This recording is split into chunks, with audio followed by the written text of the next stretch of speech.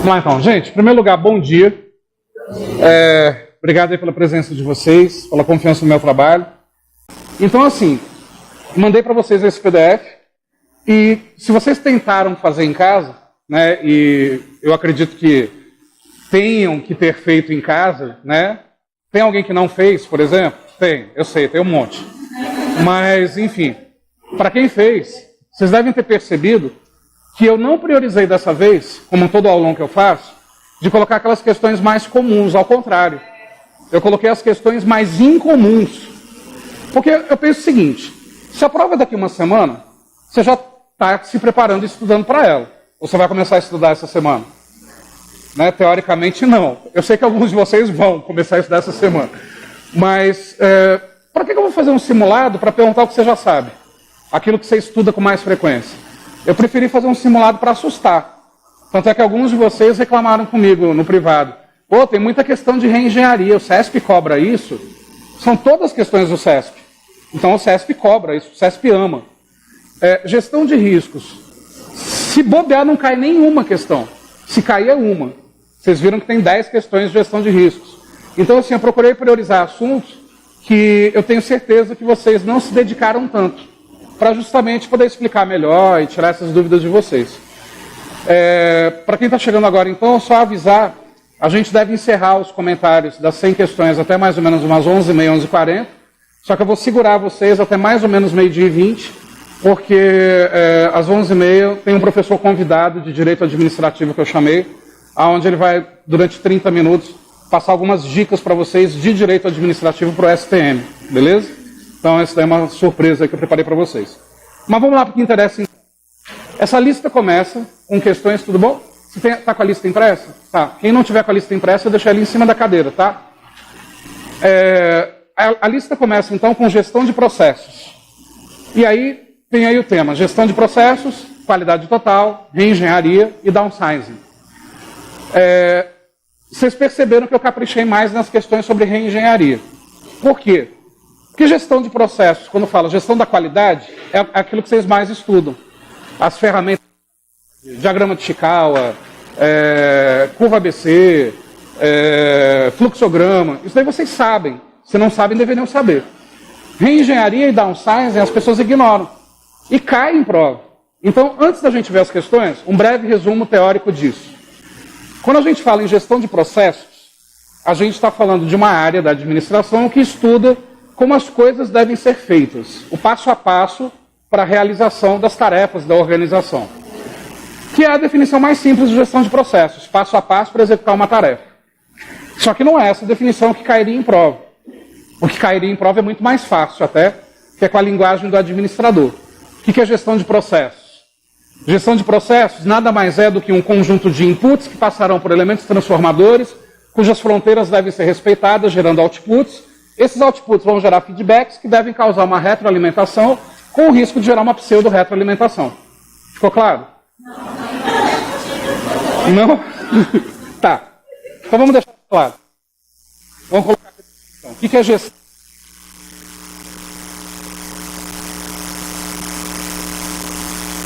Vai ser com essas palavras aqui. Porque passo a passo para executar uma tarefa é fácil, né? Gestão de processos. De inputs que passarão entre os transformadores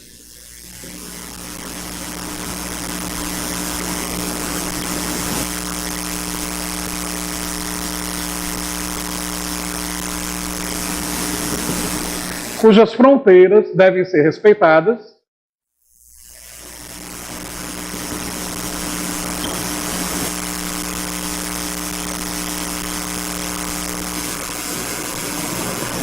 que sofrerão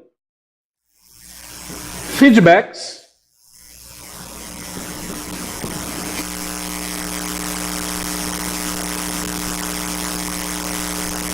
alimentação. Então, isso daqui é a definição acadêmica, teórica do que é gestão de processos. Que é a mesma coisa que falar passo a passo para executar uma tarefa. É a mesma coisa. Só que aqui é com a linguagem do administrador. Conjunto de inputs que passarão por elementos transformadores, cujas fronteiras devem ser respeitadas, gerando outputs. Esses outputs sofrerão feedbacks que devem ocasionar a retroalimentação. Vamos explicar isso melhor.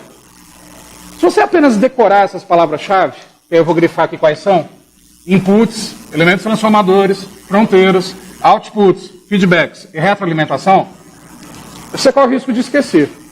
Então, um exemplo que eu costumo dar em sala de aula, para quem viu a aula teórica lembra desse exemplo, que é nojento, mas você não vai esquecer, e eu vou ter que dar esse exemplo de novo. Lamento. Vamos imaginar que uma senhora de idade bem avançada, uma bisavó, vai receber os bisnetos hoje à tarde em casa. E ela está com preguiça de fazer um bolo. Ela decidiu comprar um bolo pronto na padaria. Do que esse bolo foi feito? Farinha, ovos, leite, recheio, chocolate.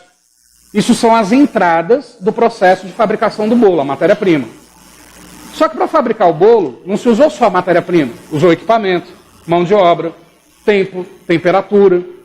Tudo isso são entradas do processo de fabricação do bolo. Entradas em inglês, inputs. Para esse bolo ficar pronto, vai ter que ter uma série de elementos transformadores. Então, quando eu coloco todos esses ingredientes na batedeira e ligo a batedeira, isso é um elemento transformador. Quando eu tiro a massa ali misturada da batedeira e coloco na forma, para colocar no forno, é outro elemento transformador. Quando o forno está aquecendo e o bolo está crescendo, outro elemento transformador. Vocês concordam que entre um elemento transformador e outro existe uma fronteira? O que é fronteira? O exato momento que termina um elemento transformador e começa o próximo. Então, por exemplo, não dá para colocar essa massa no forno se eu primeiro não bater a massa na batedeira. Então existe um momento que acaba uma etapa e começa a próxima.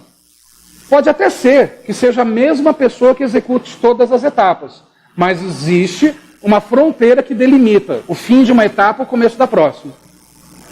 Quando todas as fronteiras forem vencidas, o bolo está pronto. O bolo pronto é a saída do processo. Saída do processo, output. Então até aqui, ó, conjunto de inputs, farinha, ovos, leite, batedeira, equipamentos, temperatura, etc., que passarão por elementos transformadores, cada etapa para o bolo ficar pronto, cujas fronteiras, no momento que termina uma etapa e começa a próxima, devem ser respeitadas, gerando o output, a saída do processo, que é o bolo pronto. A bisavó levou o bolo para casa, e aí, no meio da tarde, fatiou o bolo e comeu a primeira fatia, os bisnetos também. E os bisnetos falaram: nossa, vovó, que bolo gostoso. E a bisavó respondeu: é mesmo, que bolo maravilhoso. Com mais empolgação, né? Não foi tão frio assim. Isso não foi um feedback? Só que esse feedback, esse retorno, tem alguma utilidade para o dono da padaria se o dono da padaria não ficar sabendo? Não tem utilidade nenhuma. Só que foi o momento de comerem a segunda fatia.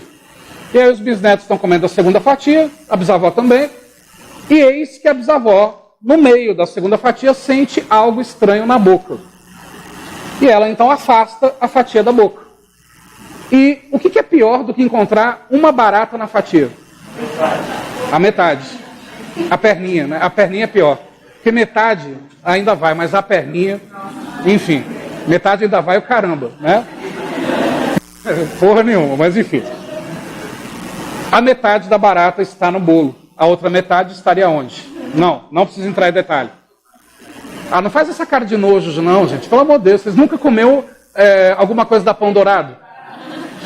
Ué, vocês nunca comeram salgadinho da Pão Dourado? Pelo amor de Deus. Tem coisa pior do que isso lá. Enfim. Goiaba, bichinho da goiaba, né? Aquele sentimento de, nossa, que bolo gostoso, se desfez. A bisavó ficou com ódio, raiva, malária, rubéola, tuberculose, tudo de ruim que vocês possam imaginar. Essa bisavó, então, indignada, pega o resto do bolo que sobrou, pega os bisnetos e vai voando lá para a padaria. E começa a gritar lá de fora: essa padaria é porca, é nojenta, não comprem nada nessa padaria. O dono da padaria vem e escuta esse desabafo da vovó. Primeira possível reação do dono da padaria: porca é a senhora que deve morar num chiqueiro. Sai daqui, sua velha nojenta. Esse retorno que o dono da padaria deu para esse feedback da vovó foi adequado? Não. Ele não vai retroalimentar o processo com esse feedback, com essa resposta ao feedback. Ou opção 2, calma vovó, até ela se acalmar. Aí pega a vovó pela mão e fala, vovó, vem cá, deixa eu te mostrar a linha de produção da minha padaria. E aí ele mostra para a bisavó uma padaria que não existe no Brasil, tudo brilhando, tudo limpinho, tudo um brinco. E ele fala, vovó, não tem como essa barata ter saído daqui da padaria, mas, olha só, as barreiras de proteção contra insetos que eu tenho aqui, não tem como. Olha o laudo de dedetização, eu dedetizo essa padaria a cada 15 dias, não tem como, mas incidentes podem acontecer. Te peço 1000 perdões, daqui para o resto da sua vida a senhora tem um bolo de graça por semana aqui na minha padaria e te peço desculpas. A bisavó vai querer esse bolo de graça? A princípio não. Mas 3, 4 dias depois ela já esqueceu da barata, né? E por que o cara ofereceu um bolo de graça por semana? Primeiro para ela se acalmar, parar de gritar. Segundo, é uma bisavó de idade avançada, o resto da vida não é tanto tempo assim, né? E cara, para ela se acalmar. E outra, ela vai pegar o bolo de graça, mas ela vai continuar comprando leite, o pão, os custos vão se diluir. E ela pelo menos vai embora mais calma. Aí ele volta lá para a linha de produção e fala assim, cara, eu vou... E aí, tudo bom? Como é que você está?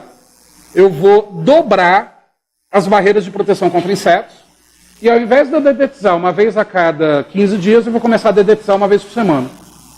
O que ele fez desse feedback da vovó agora? Ele não retroalimentou o processo? Essa retroalimentação não vai gerar novos inputs, novos elementos transformadores, novas fronteiras, novos outputs, novos feedbacks, até que a coisa fique perfeita. E se a coisa ficar perfeita e os feedbacks forem bons, eu devo continuar retroalimentando o processo para melhorar cada vez mais, para deixar ele cada vez mais perfeito. Isso é gestão de processo. Olha a definição agora, vê se ela fica clara. Conjunto de inputs, fala Rubão. Conjunto de inputs que passarão por elementos transformadores, cujas fronteiras devem ser respeitadas, gerando outputs, que sofrerão feedbacks, que devem gerar a retroalimentação. Ficou claro? Porque quando você vê essa definição, vem toda a história da padaria na sua cabeça. Na hora da prova você não vai lembrar, mas vai lembrar da história da barata. E com isso as palavras vêm à sua mente. Só que aí, a gente tem 3 formas diferentes para fazer essa padaria ser melhor. A gente pode adotar 3 metodologias. Uma delas se chama gestão da qualidade total. Outra metodologia se chama reengenharia. E outra metodologia se chama downsizing. Então, olha só. Essas 3 palavras, gestão da qualidade total, reengenharia e downsizing, são metodologias de gestão de processos. E tem diferença uma da outra. Qual que é a diferença entre elas? Resumindo, a gestão da qualidade total nasceu lá na fábrica da Toyota, no Japão, nos anos 40, com a consultoria de um americano chamado Deming, que foi convidado a ir até a Toyota fazer uma consultoria. E quando ele voltou de lá, ele voltou cheio de ideias para escrever esse livro, que racha de vender até hoje, e ele publica, então, pela primeira vez, os princípios que hoje o certificado ISO exige das empresas para terem qualidade total. Qual é a palavra-chave da qualidade total? Melhoria contínua. O que significa melhoria contínua? Nada é tão bom que não possa ser melhorado mais um pouco no dia seguinte. E as melhorias são lentas e graduais, com a participação de todos os funcionários, do faxineiro ao presidente, dando opinião, dando ideia, dando sugestões. Quando a coisa ficar perfeita, continuemos com as sugestões e as ideias para manter essa perfeição. Isso é a qualidade total. Só que no ano de 1990, 2 autores americanos, chamados Hammer e Schempp, escreveram um livro de nome Reengenharia. Uma outra ideia. O Deming também era americano, só que o Deming se contagiou pelo padrão japonês. E os japoneses são metódicos, analíticos, chatos, né? Mas chatos no bom sentido. O americano é arrogante, vaidoso e rápido. Não que a qualidade total não seja rápida, mas a melhoria contínua é lenta e gradual. E o americano tem muito essa coisa de, não está dando certo, deleta, faz de novo. Um eletrodoméstico, não está legal, joga fora, compra outro. O americano é muito assim. Então, a ideia da reengenharia tem uma diferença enorme da qualidade total, que é qual? Palavra-chave da reengenharia. Mudanças radicais. Olha a diferença. Na reengenharia, o processo está dando errado, deleta. Do zero, vamos criar um novo. Na qualidade total, o processo está dando errado, vamos escutar todo mundo, vamos ver as sugestões, vamos ajustando, vamos melhorando, vamos melhorar de novo, e assim vai. A reengenharia é imediatista, papum, está dando errado, deleta, cria um novo, pronto. Se deu certo, continua, se não deu certo, deleta de novo, cria outro. É assim. A reengenharia demite pessoas, diminui o tamanho da empresa e tudo mais? Não. A reengenharia muda processos, não pessoas. Só que, se aquela pessoa não é mais útil num processo, o que a reengenharia sugere? Coloque essa pessoa num outro processo. A pessoa não é demitida. Só que aí tem uma questão. A gente tem ou não tem aversão a mudanças? Temos. Vocês mesmos procuram se sentar em todas as aulas, mais ou menos nos mesmos lugares. Sendo que não tem mapeamento. Quando tinha mapeamento lá no segundo grau, você queria sentar em lugar diferente. Agora que você pode sentar em qualquer lugar, você quer sentar sempre no mesmo lugar. Quando você chega na sala e tem alguém sentado no lugar que você gosta de sentar, tem vontade de dar um cascudo na cabeça da pessoa. Aversão à mudança. Né? Bom, o grande problema de adotar a reengenharia é preparar o ser humano para as mudanças que vão ocorrer radicais e ele estar flexível e adaptável a isso. Esse é o grande problema da reengenharia. O que as empresas fizeram na prática? Mudança radical. Bom, o ser humano não se adaptou, o que eu posso fazer radicalmente com ele? Tchau. Demito. Contrata alguém novo no lugar, já preparado para a mudança. Só que o Hammer e Champ, autores da reengenharia, não escreveram isso. O mercado começou a demitir. O mercado começou a diminuir também o tamanho das empresas. E já entrando nos anos 2000, o que não é de autor nenhum, isso daqui não tem nome de autor, foi o mercado que criou, veio então o downsizing. Down, diminuição, size, tamanho, enxugamento. Palavra-chave do downsizing, achatamento ou enxugamento. Aí sim envolve diminuição do tamanho da empresa, diminuição do número de funcionários, diminuição dos produtos que a gente oferece aos clientes, diminuição do número de clientes. Aí você vai falar, a empresa está falindo, está quebrando. Não, ela está se especializando. Quanto menos clientes uma empresa atende, ela atende melhor. Concorda? Quanto menos clientes uma empresa tem, ela atende de forma personalizada. Ela chama cada cliente pelo nome. Concorda? Para produtos personalizados, para clientes tratados como se fossem deuses, não dá para cobrar mais caro? Então, o downsizing aumenta o lucro de uma empresa, porque enxuga a estrutura física, enxuga o número de funcionário, cobra mais caro e atende de forma personalizada, onde esse cliente se fideliza. Fazendo uma comparação, é mais barato você comprar uma camiseta na C&A ou mandar um alfaiate? É mais barato na C&A, mas aonde a camiseta é perfeita, do jeito que você precisa, do tamanho que te cabe, onde você não tem problema de encontrar a camiseta do seu tamanho. No alfaiate, desabafei um pouco agora. Então, quer dizer, o alfaiate cobra mais caro, atende de forma personalizada e fideliza o cliente. A tendência do século XXI é diminuir tamanhos. Quanto menor, mais rápido. Uma empresa pequena muda rápido em função do cliente. Uma empresa grande e burocrática não consegue mudar tão rápido. É uma questão de aerodinâmica. Quanto menor, mais ágil. Nação silvestre, geralmente quem ganha não é um queniano, porque ele é mais rápido, baixinho, pequenininho, corre mais. O cearense sempre fica em segundo lugar. Questão de aerodinâmica. Então, quer dizer, tem algum cearense aqui na sala? Se estiver no vídeo assistindo, não me importa, não vai me bater não, o problema é aqui na sala. Mas, enfim, brincadeira à parte, quanto menor, mais rápido. Essas são as 3 metodologias. O que as bancas cobram de vocês? Essas ideias, aí dentro da qualidade, as ferramentas da qualidade, que são quantas? 14. Quais são as ferramentas da qualidade que as bancas cobram? Alguém sabe de cabeça? Não? Como não? Tem que saber. Vamos lá. Olha só, numa sequência, vou ver se eu consigo lembrar das 14. Eu não decorei nem me preparei isso. Veio agora a ideia, agora eu estou ferrado porque eu vou ter que falar as 14. Mas enfim, vamos lá. Ciclos de controle de qualidade, CCQ. Espera aí. Checklist, que são as listas de verificação. Diagrama de dispersão. Diagrama de linha do tempo. Histograma. Kaizen e os 5 S's. Seiri, Seiton, Seisou, Seiketsu, Shitsuke. Antes que você pergunte, tem que saber isso em japonês? Tem, cai em japonês. Fluxograma, curva ABC, ou regra de Pareto, matriz Gucci, ciclo PDCA, brainstorming, são técnicas de reunião para acelerar e ganhar mais tempo, just-in-time Kanban, faltam duas. Diagrama de Chikawa, lembrei. Obrigado. Faltou um.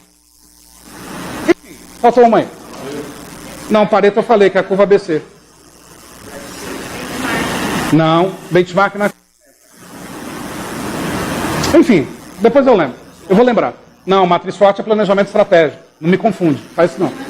Enfim, eu vou lembrar. Mas o que acontece? São 14 ferramentas. Mas essa ferramenta que eu não lembrei, ela não cai, tá? O que cai são essas 13. Mas aí o que acontece? Caem essas ferramentas, outra coisa, outra desgraça que cai em prova. Os principais teóricos da qualidade.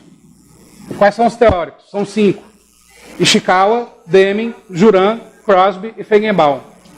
Mas não cai só quem são os 5 teóricos. Cai a diferença entre os 5 teóricos. Só que não tem diferença, porque os caras escreveram tudo a mesma coisa. Pegaram o livro do Deming e copiaram. Só que para o Juran, ele criou a trilogia da qualidade. Para o Crosby, ele criou o programa Zero Defeito.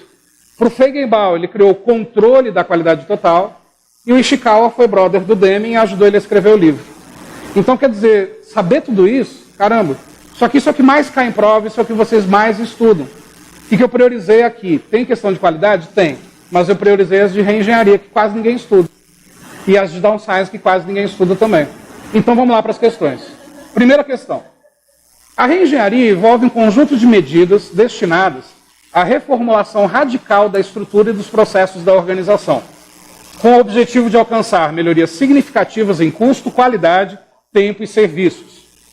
Acerca desse assunto, julgue os seguintes itens.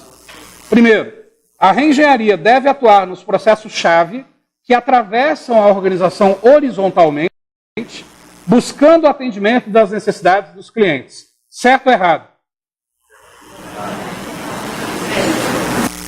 Por que está errado, Rubens? Porque não é horizontalmente, é verticalmente? Como que você não está com a questão? Está ali o simulado. Está ali Peraí que eu pego para você. Não está. Mas é isso, em casa, para quem fez, colocou certo ou errado? Por que errado? Porque é vertical, não é isso? Pois é, mas a questão está correta. Pegadinha do CESP. O problema não é a matéria nessa questão, é a interpretação de textos. Olha o que a questão diz. Você está tão bitolado de só decorar as coisas e não entender, que você já imagina, pô, peraí, reengenharia é top-down, de cima para baixo. Então é vertical, não é horizontal. Questão errada. Não foi isso que vocês pensaram? Mas não é isso que a banca queria que você pensasse. Olha só. A reengenharia deve atuar nos processos-chave? Sim. Que atravessam a organização horizontalmente. Galera, não está falando da hierarquia da reengenharia, de alguém mandar e a galera ter que executar, mudança radical. Está falando que os processos atravessam a empresa horizontalmente. Os processos não são interligados? O processo de um departamento não interfere no processo de outro departamento? A reengenharia não atua nesses processos que atravessam a empresa horizontalmente? Atua. Aqui não está falando que a reengenharia vem de cima para baixo. Está falando a reengenharia atua nos processos que atravessam a empresa. E essa atravessada é horizontal, de um departamento para o outro. Quer ver um exemplo? Vamos supor que os nossos clientes estão reclamando que demora 10 dias para a gente fazer uma entrega de um produto que a gente vende. Porque a gente usa uma transportadora que leva 10 dias. E aí eu decido fazer uma mudança radical. Vou tirar essa transportadora, comprei caminhões próprios e eu mesmo vou começar a fazer a entrega. Só que agora eu entrego em 2 dias. Não foi uma mudança radical? O fato de eu ter comprado caminhões próprios e eu mesmo fazer a entrega, não vai ter que gerar uma mudança na área de logística da empresa? Essa mudança na área de logística talvez gere um custo um pouco maior a princípio. Isso não vai gerar uma mudança num processo na área financeira? O cliente recebendo mais rápido, ele não vai comprar mais rápido? Vai gerar uma mudança na área de vendas? Vendas vendendo mais rápido, compras não vai ter que comprar mais vezes para atender mais rápido esse cliente? Pergunto, essas mudanças nos processos foram verticais ou horizontais? É isso que a questão está falando. Então acompanha de novo. A reengenharia deve atuar nos processos-chave que atravessam a organização horizontalmente, correto, buscando-se o atendimento das necessidades dos clientes. Questão correta. Percebe? Por que eu coloquei esse tipo de questão? E é daqui para pior nesse simulado. Você não vai encontrar a prova inteira assim, cheia de pegadinha. Mas eu prefiro colocar um simulado que pegue mais pesado para você chegar na hora da prova e achar fácil, se Deus quiser, e garantir o churrasco da posse. Questão correta. 2. As mudanças implantadas na reengenharia são estrutural e tecnológico. Preservada a cultura organizacional. Certo ou errado? Questão errada. Se a ideia é mudança radical, a cultura organizacional não se preserva. A cultura é modificada o tempo inteiro. Se a mudança é radical, a cultura também muda. Questão errada. A cultura não se preserva. A cultura para a reengenharia dar certo é preparar cada trabalhador para as mudanças radicais. Já há uma mudança cultural enorme aí. Então, questão errada. Se a cultura não muda, todo mundo continua com aversão à mudança, né? 3. As novas estruturas implantadas por meio da reengenharia devem ser mais flexíveis que as tradicionais e embasadas em equipes. Calma, cuidado. Você está acostumado que a reengenharia não é flexível, porque a mudança é radical. Mas será que a questão está perguntando sobre o conceito de reengenharia? Não. Leia a questão com calma. As novas estruturas implantadas por meio da reengenharia. Então, a empresa já adota a reengenharia. Devem ser mais flexíveis que as tradicionais? Se não for mais flexível, vai continuar com a aversão à mudança. O que é tornar a empresa mais flexível para a reengenharia dar certo? Conscientizar cada trabalhador que ele não é mais funcionário X do departamento Y, ele é funcionário X da empresa. E está à disposição da empresa para qualquer tarefa, para qualquer departamento. Isso é flexibilizar. Você flexibiliza o ser humano para quebrar a aversão à mudança e poder adotar a reengenharia com as mudanças radicais. Então, nesse caso, a questão está o quê? Correto. O problema, galera, é que vocês só estudam palavras-chave. Vocês não estudam por meio de questões. Quantas vezes eu falo para quem assiste a aula comigo sempre? 50, 100 questões por dia. Treina questões, começa a entender as pegadinhas da banca. Vocês só se preparam em teoria, vocês não se preparam em questão. Diga. Então, essa parte dos dados necessariamente tem que tornar o organismo mais flexível e trabalhar nisso. Tem. Pelo seguinte, olha só. Existem 3 níveis, você viu isso comigo na aula. Existem 3 níveis de mudança para a reengenharia dar certo. Antes da gente adotar as mudanças radicais que a reengenharia propõe, quais são os 3 níveis de mudança que primeiro eu devo implementar na empresa para fazer a reengenharia dar certo? Primeiro nível de mudança é no nível operacional. O que eu tenho que fazer no nível operacional? Quebrar a barreira que existe entre colegas de trabalho e quebrar a barreira que existe, que é natural, entre subordinados e chefe. Primeira coisa. Segunda quebra de barreira, no nível funcional, ou departamental, ou no nível da gestão de processos. Quer fazer o quê? Quebrar a barreira que existe entre departamentos. Quebrar a barreira literalmente, quebra as paredes, que todo mundo se veja. Mistura todo mundo em baias, para todo mundo se misturar mesmo. E o terceiro nível de mudança que tem que ser feito, que é o mais complicado, é no nível da gestão de negócios. Que aí eu tenho que quebrar a barreira que é natural que existe entre fornecedor, empresa e cliente. Exemplos. Qual é a barreira que existe entre fornecedor, empresa e cliente? O fornecedor quer vender para a empresa o mais caro possível. A empresa quer comprar o mais barato. A empresa quer vender para o cliente o mais caro possível. O cliente quer comprar mais barato. Se eu trago o cliente para dentro da empresa, se eu trago o fornecedor para dentro da empresa, eu estou quebrando essas barreiras. Qualquer mudança radical que eu precise, o fornecedor se adequa. Qualquer mudança radical que o cliente me exige, eu respondo na hora, porque está todo mundo aqui dentro. Só que eu não vou conseguir fazer isso se não existir trabalho em equipe. Eu tenho que quebrar a barreira entre os departamentos, mesmo porque se ocorre uma mudança radical, que você não é mais necessário na área financeira, eu vou te colocar na área comercial. Se você tiver barreira com a galera da área comercial, você não aceita essa transferência de departamento. Então tem que ter trabalho em equipe verdadeiro, não é aquela equipezinha só para tirar foto, não. É realmente um entendendo o trabalho do outro, até porque nas mudanças radicais as pessoas têm que estar adaptáveis, serem adaptáveis a qualquer tipo de atividade em qualquer setor. Sem trabalho em equipe, a reengenharia não dá certo. Só que o problema é que você lembra, reengenharia, mudança radical de cima para baixo. Isso soa um pouco coercitivo. E na coerção não tem trabalho em equipe, é isso que você interpreta, até inconsciente. Não. A reengenharia, para ser perfeita, todo mundo trabalha em equipe, todo mundo entende o trabalho do outro, aí dá para adotar as mudanças radicais. O problema é que no Brasil, toda empresa que adotou a reengenharia não conseguiu quebrar essas barreiras. Já foi implementando a mudança radical direto. Primeiro você prepara a empresa para essa mudança cultural, depois você adota a reengenharia. Esse é o certo. Agora, quanto tempo leva para uma empresa quebrar as barreiras no nível operacional, na gestão de processos, na gestão de negócio? No mínimo 1 ano. Depois de 1 ano é que eu poderia adotar a reengenharia. Só que as empresas leem o livro e têm pressa. Se reengenharia é mudança radical, eu não posso esperar 1 ano. Mas não é esperar, é fazer as coisas acontecerem durante 1 ano, para aí sim adotar a reengenharia. Então, cuidado. É aquilo que eu falo, treina questões. Se você não treina, é muito melhor você treinar questões do que teoria.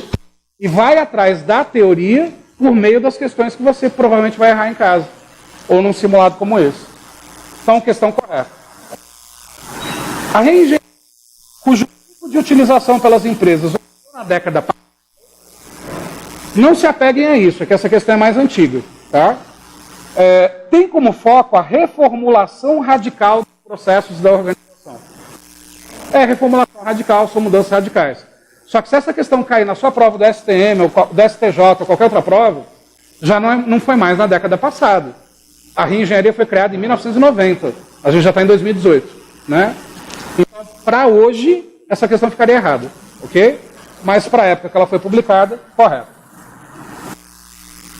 Muitos dos problemas verificados nos processos de reengenharia decorrem da dificuldade das organizações em redistribuir as relações de poder e os processos administrativos necessários à nova configuração de trabalhos.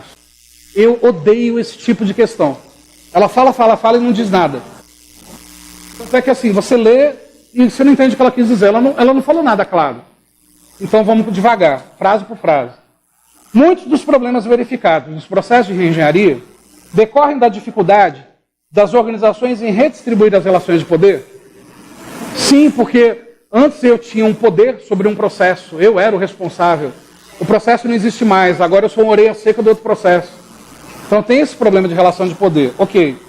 E os processos administrativos necessários, a nova configuração dos trabalhos. Absorver a mudança. Questão correta. 6. A distribuição do trabalho proposta pela reengenharia tem por base a divisão dos processos centrais da organização em atividades estruturadas em departamentos distintos.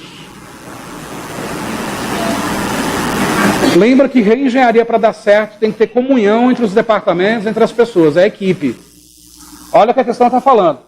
A distribuição do trabalho proposta pela reengenharia tem por base a divisão dos processos centrais da organização em atividades estruturadas em departamentos distintos. Cada um faz o seu.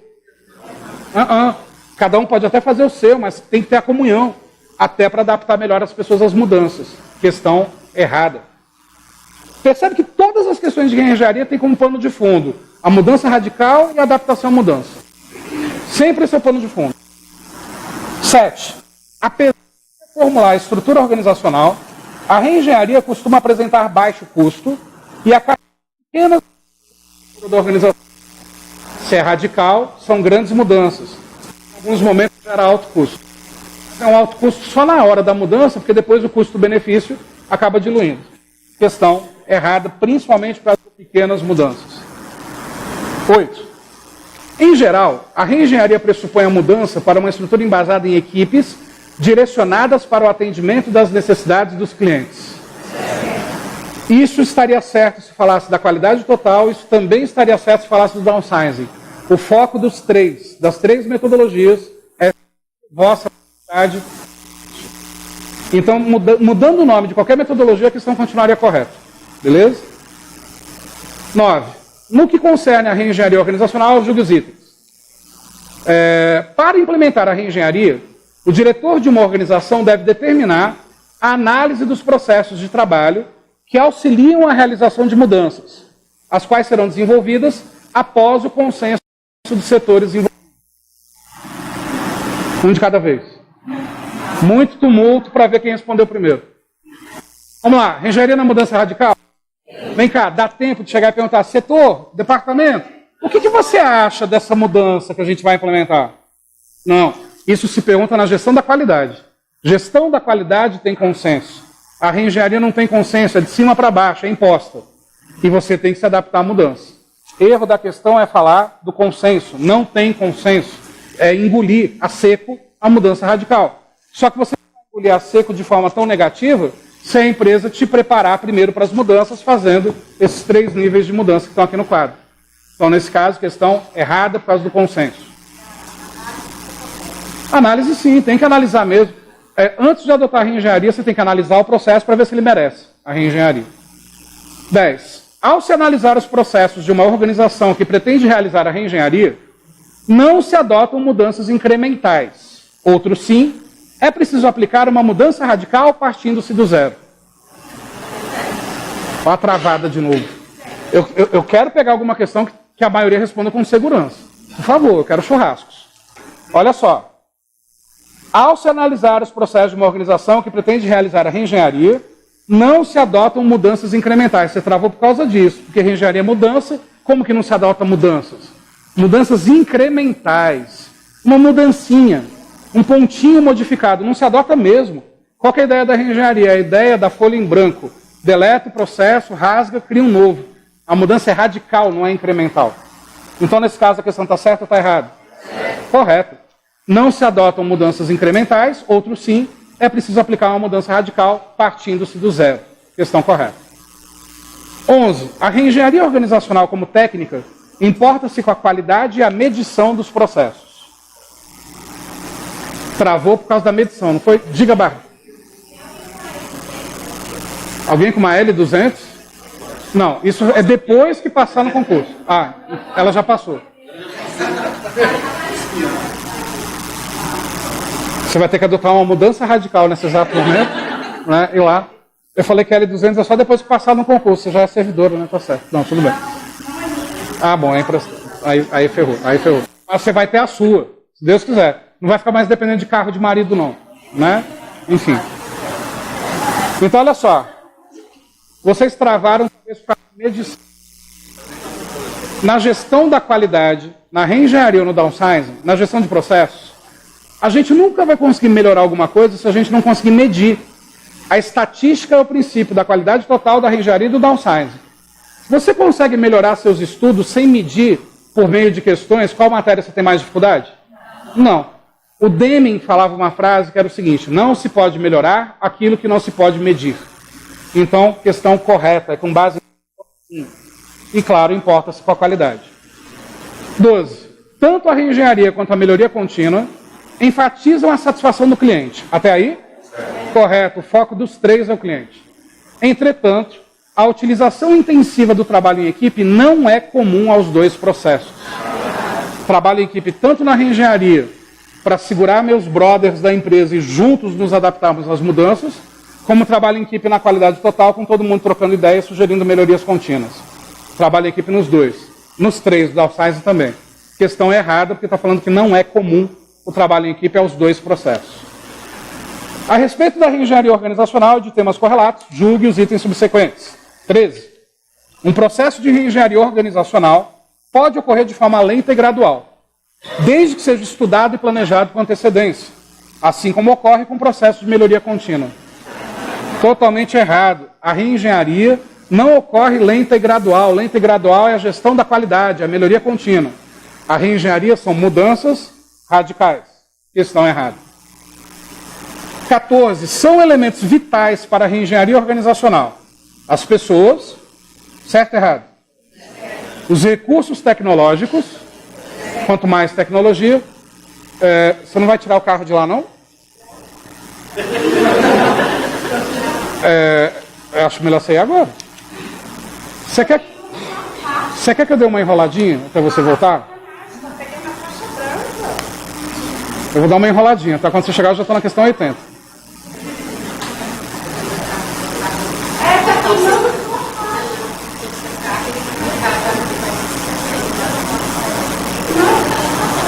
Tá só o para-choque do carro até o meio da rua, só...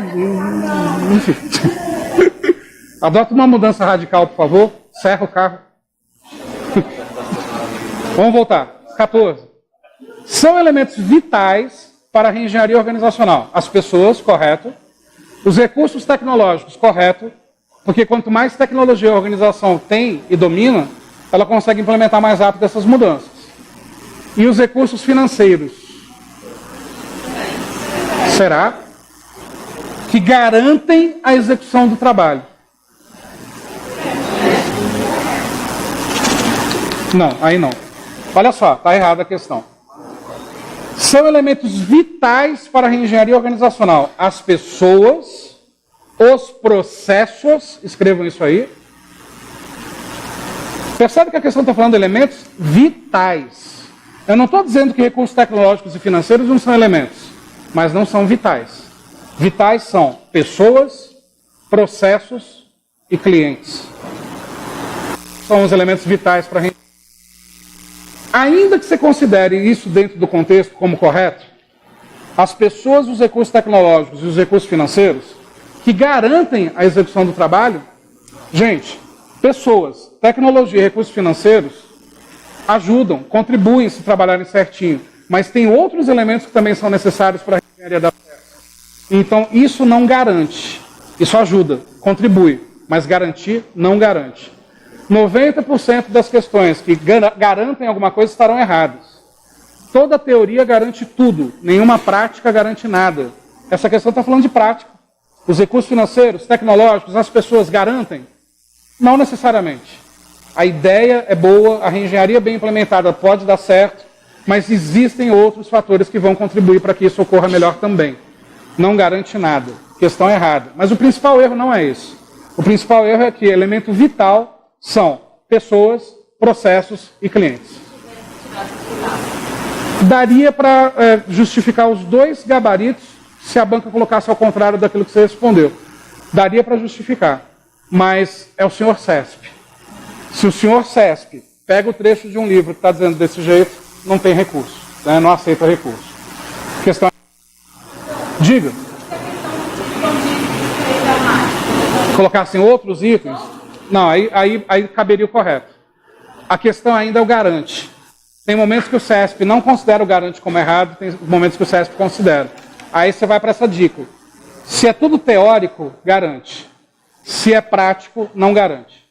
Tá? Próximo. A qualidade da reengenharia constitui dois importantes modelos de gestão que fazem parte da realidade organizacional atualmente. Tendo em vista esses dois modelos, julgue os itens que se seguem.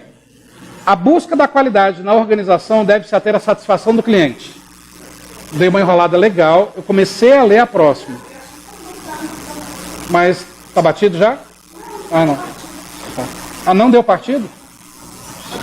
E como é que você tirou? Não tirou? Eita.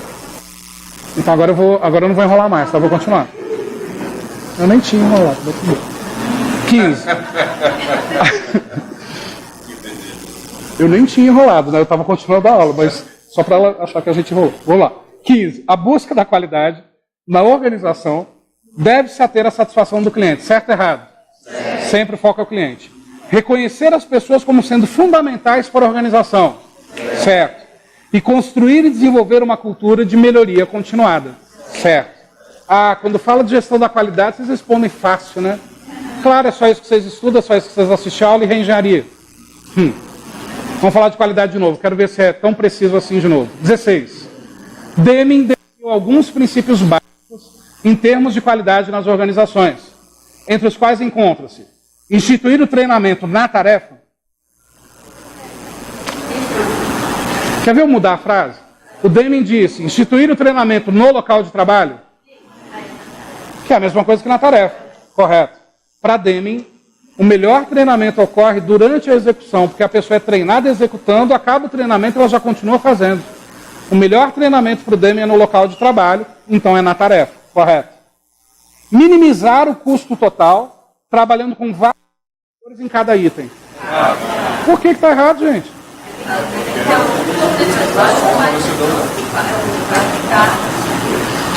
Quer dizer que então eu vou trabalhar com um fornecedor só e ficar refém dele?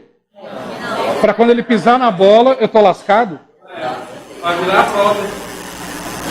Percebe que aqui a questão não está falando de você meio que prostituir as compras da sua empresa, comprando sempre de vários fornecedores.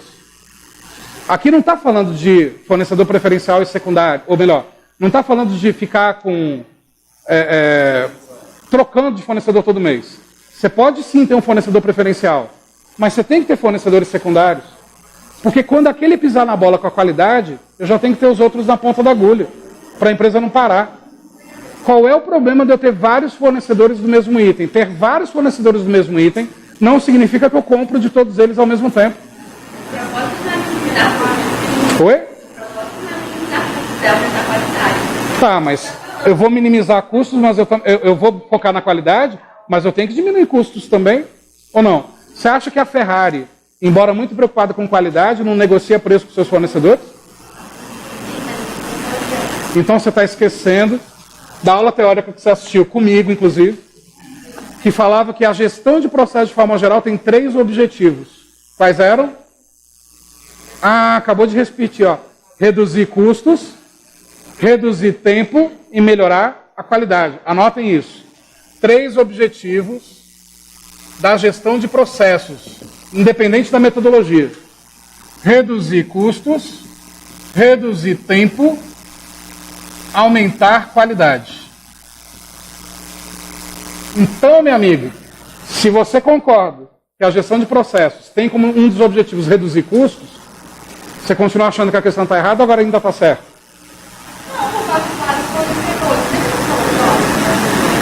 O Demi também não falou, compre de um só. Aonde? Me mostra, agora. Falou não. O Demi colocou o seguinte: tenha um fornecedor preferencial, tenha uma continuidade de relacionamento com esse fornecedor, mas não deixe de receber os outros fornecedores e ter contato com eles. Justamente para a gente não ficar refém.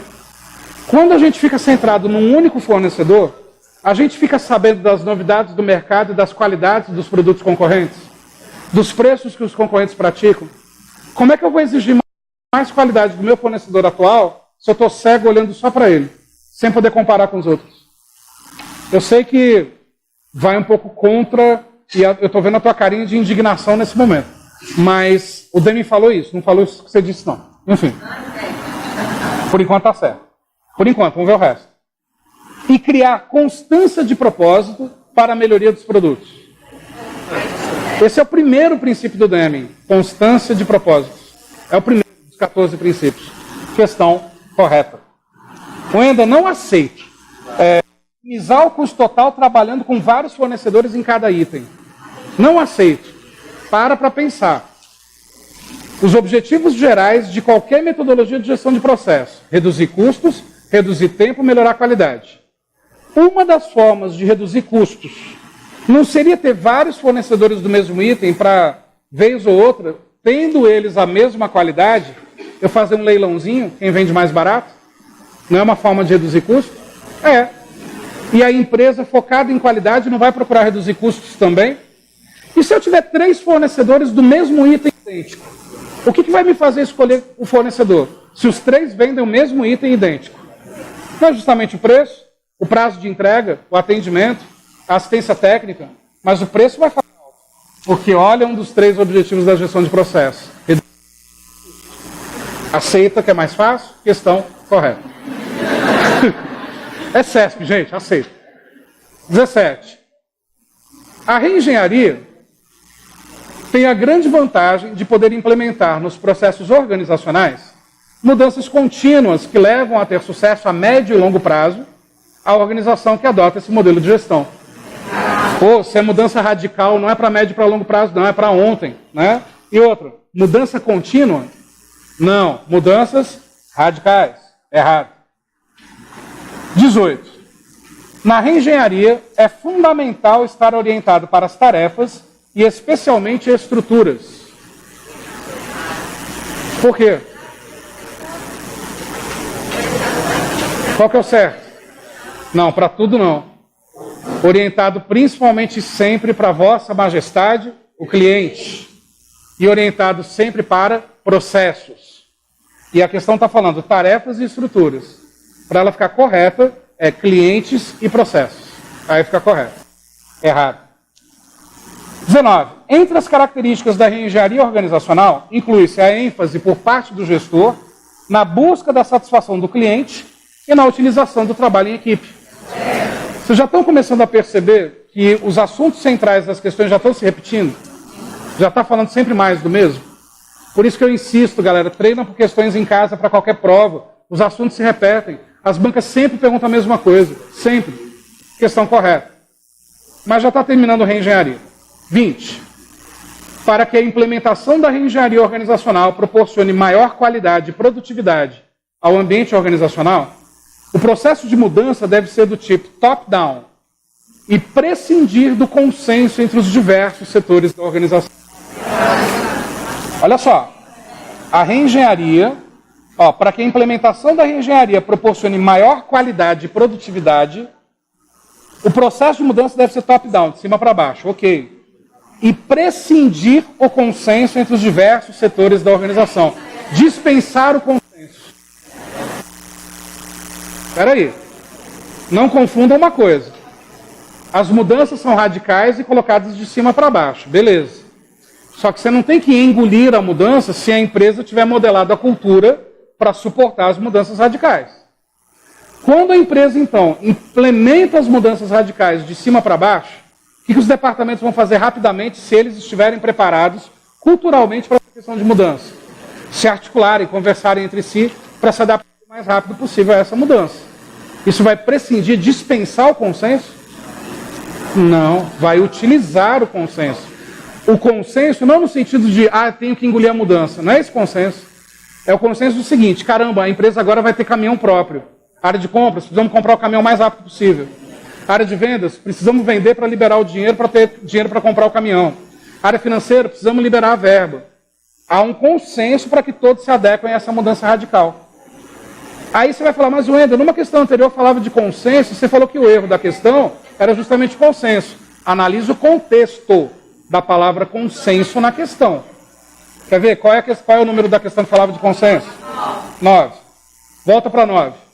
Para implementar a reengenharia, o diretor de uma organização deve determinar a análise dos processos de trabalho que auxiliam a realização das mudanças, as quais serão desenvolvidas após o consenso dos setores envolvidos.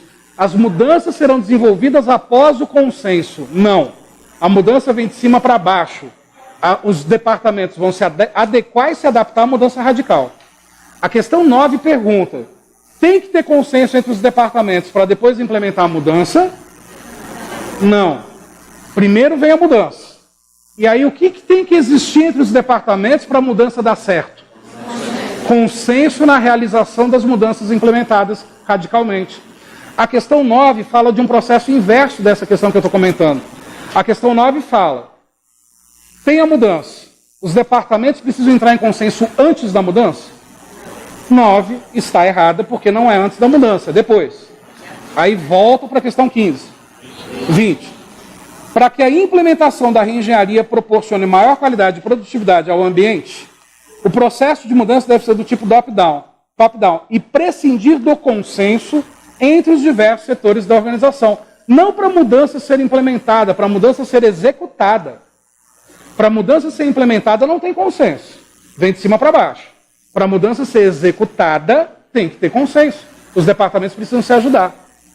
Ao mesmo tempo que o CESP, naquela questão, põe um gabarito e aqui põe esse outro, eu posso dizer que o CESP está entrando em contradição consigo mesmo? Posso.